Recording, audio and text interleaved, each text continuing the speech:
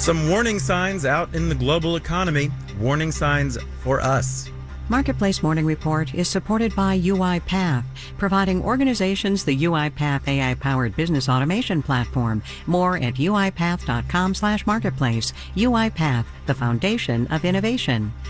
And by Unisys, whose app modernization cloud solutions helps businesses create new cloud-native apps to unlock powerful insights and optimized performance. Unisys, keep breaking through. From Marketplace, I'm Sabri Benishore, in for David Brancaccio. Will we or won't we get a recession? When will it happen? How bad would it be? Those have been some of the big economic debates in this country for a year now. So far, recession has not materialized. But looking outside the U.S., some nations are already there. Marketplace's Lily Jamali has more. Among developed economies, New Zealand and Germany have both officially tipped into recessions. Consumers in those nations have been dealing with rising prices and central bank efforts to beat inflation back by raising interest rates. ING chief economist Karsten Brzezinski says Germany is Europe's largest economy, so its troubles can have real impacts on U.S. goods and services. If Germany and also the entire Eurozone is in a recession or at best stagnation, it means there will be less demand coming out of Europe. Expect less demand from China, too, Brzezinski says. While it's not officially in a recession, an economic rebound following the end of pandemic lockdowns still hasn't happened. I'm Lily Jamali for Marketplace.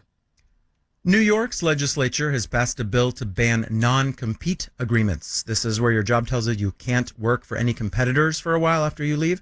The agreements are, in principle, supposed to protect company secrets, but they've been used even in service industries like restaurants, and they can complicate the job search for workers.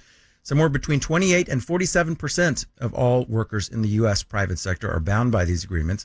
New York's bill still needs to be signed by the governor. All right, let's do the numbers. The FTSE in London is pretty much flat. Dow, S&P, and NASDAQ futures also hovering around flat. Dow future up just 10 points. And the European Chamber of Commerce surveyed 570 international companies about doing business in China.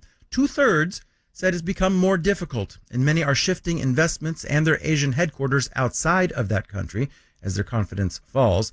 Companies said they're worried about security controls, government protection given to Chinese rivals, and rising costs. Marketplace Morning Report is supported by Amazon Business. From small business to big enterprise and everything in between, Amazon Business helps simplify the supplies buying process. Amazon Business, your partner for smart business buying. And by Grammarly, offering Grammarly Business to help companies large and small communicate better and move faster with enterprise-grade generative artificial intelligence. Learn more at grammarly.com/business. And by Fidelity, a dedicated Fidelity advisor can help create a wealth plan for a full financial picture. Investment minimums apply. Fidelity Brokerage Services, LLC. Layoffs are on the rise, but odds are America's post-pandemic tight labor market is here to stay. One reason for that is our population is aging, so the total supply of workers is going to grow more slowly. So what happens when you have a tight labor market for a long time? Well, it starts to affect the relationship between managers and workers. For starters, a remote corner of the U.S. near the Canadian border offers some insight. That is where Marketplace's senior economics contributor Chris Farrell went to kick off his series, A Hot Job Market Where It's Cold as Hell. There's a number of successful companies in the area and all competing for a great labor pool. Dave Doherty is president of DigiKey Electronics. It's a privately held global electronics distributor based in Thief River Falls, Minnesota, a town of 9,000 people. DigiKey was founded in 1972 by an amateur radio enthusiast. DigiKey is now a $5 billion revenue giant with operations around the world. But we've learned some things, and one of the things that DigiKey's always done is cross-train folks. And there are lots of jobs to train for. DigiKey's headquarters is a mega warehouse with a footprint of more than 22 football fields. DigiKey invests in its 3,600 workers and their individual needs. DigiKey can be whatever you need it to be. For some, it's a place of stability. Their life is crazy. Maybe they're a single parent or taking care of an elderly parent, and they just want to come someplace and do an honest day's work and be compensated fairly for that. Others, don't want to be doing the same job in 6 months. They want to continue to be progress in their career. Did I mention that winters are very long and very cold in Thief River Falls? Yet there are a number of large companies in the region. Recruiting workers is an incremental process. Retaining workers is key. So being flexible and adaptable in your solutions with staffing. Kelly Roth is head of human resources at the Polaris Snowmobile Factory and its 1,400 workers in Roseau, a Minnesota town of some 3,000 that's even farther north.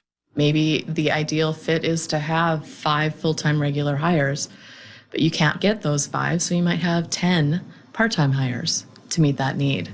And the flexibility there of being able to shift those people into your workforce and to have a more agile and nimble workforce that can move around and to do various roles versus highly specialized and only able to work in this one area. To cope with slow growth in the area's labor force while continuing to expand, DigiKey and Polaris invest in worker skills, encourage employees to change jobs internally, and embrace flexible schedules. The same goes for Marvin Windows in Warroad, Minnesota, a town of 1,800 people. Warroad is home to the 4th-generation family-owned company and its 2,800 employees at headquarters and factory. Jobs at these anchor companies come with good pay and benefits. Bridget Tuck, Senior Economic Impact Analyst at the University of Minnesota Extension, says management has learned the importance of developing career paths to retain workers and their families. To get people from sort of entry-level positions to our more skilled positions and kind of keep them in our communities and moving through that pipeline. Not bad. Sustained low unemployment in these northern towns can boost wages, improve benefits, strengthen job ladders, and extend careers. That was Marketplace senior economics contributor Chris Farrell. We will hear more from Chris tomorrow and Friday. You can catch the whole series at marketplace.org. In New York, I'm Sabri Ben-Achour with the Marketplace Morning Report.